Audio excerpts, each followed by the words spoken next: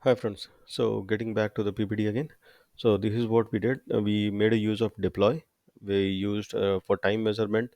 We used this method of Linux commands, and then what we saw is the time of implementation was 471 second. So this was all the steps of commission. Decommissioning will be doing at the end. So now let's talk about the use cases and disadvantages and the advantages. So time saving, as you saw, so we could launch the entire infrastructure within just 471 second and with so much of ease. So that's first. Second thing, which should be noted over here is writing the script will take some considerable amount of time. You'll have to use Terraform registry, but once it is ready, it is always easy to rerun, re-replicate, and this is very how it is accurate. In case if you're building a good infrastructure and you have a lot of resources to be added, like you have to create lex, you have to configure your lex, then you have to configure dynamodb, integrate it, and you have to create multiple agents, you have to modify the contact flow. So there are n number of steps which has to be done mostly in a sequence, as a sequence of steps. And if you're doing that in the lab, so you many times you'll be demolishing the architecture and then you'll be rebuilding it.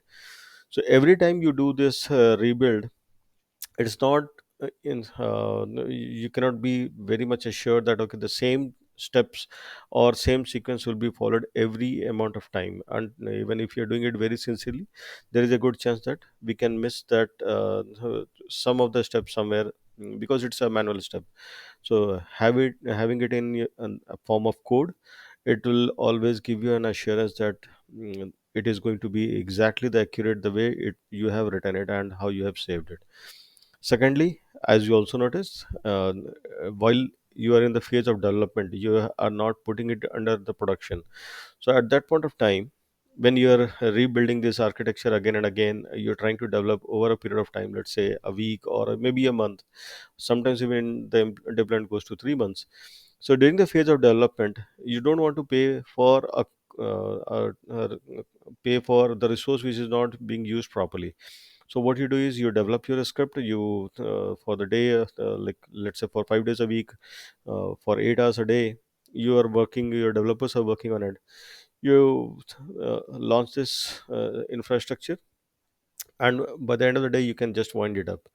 Next day again you come again, you launch it, and then you wind it up. So that way your cost during this development phase can be reduced drastically. So that's a one other aspect. And third is the continuous development. So that is what we are going to see. In case if you have written a code, how do you make use of it, so that in case if you are developing something new, how to plug it into your code. So let me take you through that segment in this one in the next video.